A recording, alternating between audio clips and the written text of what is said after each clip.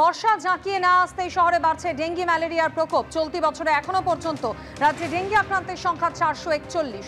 যদিও এখনো কারোর মৃত্যুর খবর নেই বলেই কেন্দ্রীয় স্বাস্থ্য মন্ত্রকের তরফে উল্লেখ। এপ্রিল মাসের শেষে রাজ্যে ম্যালেরিয়া আক্রান্তের সংখ্যা 2164। এখনো পর্যন্ত রাজ্যে ম্যালেরিয়ায় আক্রান্ত হয়ে একজনের মৃত্যু হয়েছে। ধীরে ধীরে বাড়ছে ডেঙ্গি আক্রান্তের সংখ্যাও। পাশাপাশি ম্যালেরিয়ার প্রকোপ বাড়ায় উদ্বিগ্ন স্বাস্থ্য দপ্তর। ইতিমধ্যেই বিভিন্ন জেলায় বিশেষ নজরদারির নির্দেশও দেওয়া হয়েছে।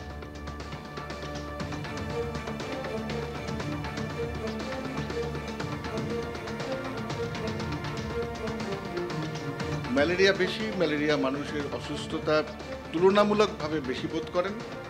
সচরাচর তারা পরীক্ষা করতে যান, নির্দিষ্ট কার্যকরী ওষুধ পাওয়া যায়। কিন্তু ডেঙ্গির ক্ষেত্রে মানুষের অসুস্থতার তীব্রতা ততখানি হয় না।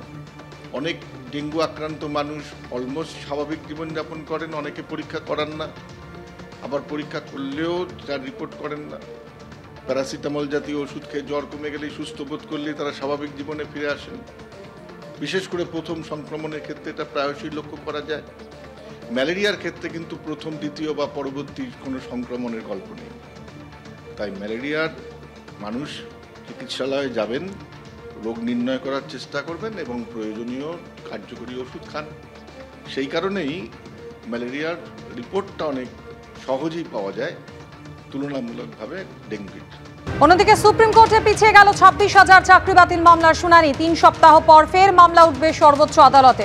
মামলার সংক্ষিপ্তসার তৈরির জন্য 4 আইনজীবীকে দিয়ে নোডাল টিম গড়ার পাশাপাশি সব পক্ষের হলফনামা জমা না পড়ায় আরও 2 সপ্তাহ সময় দিয়েছে সর্বোচ্চ আদালত।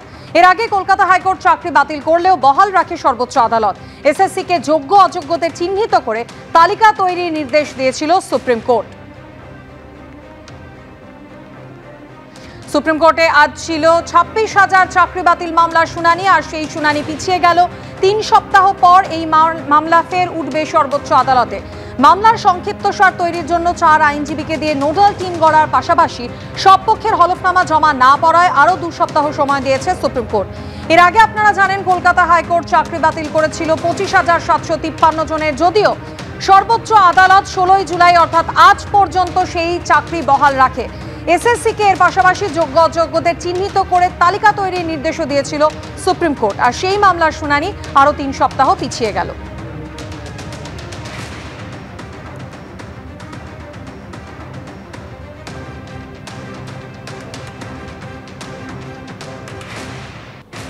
এর আগেই কলকাতা হাইকোর্ট 25,753 জনের চাকরি বাতিলের নির্দেশ দিয়েছিল। সর্বোচ্চ আদালত 16 জুলাই অর্থাৎ আজ পর্যন্ত সবার চাকরি বহাল রাখার নির্দেশ দেয়। পাশাপাশি প্রধান বিচারপতির বেঞ্চ জানিয়ে দিয়েছিল যে যদি যোগ্য অযোগ্যদের তালিকা করা সম্ভব হয়, যদি যোগ্য অযোগ্যদের আলাদা করা সম্ভব হয়, তাহলে গোটা প্যানেলকে বাতিল করা ন্যায্য হবে না। সেই মামলার আজ শুনানি ছিল, যা পিছিয়ে গেল। 3 সপ্তাহ পর এই মামলা ফের উঠবে সর্বোচ্চ আদালতে। আদালত আজকে মূলত যেটা করেছেন যে আগামী দিনে কিভাবে হিয়ারিংটা হবে তার একটা বলতে পারেন গাইডলাইন তৈরি করেছে।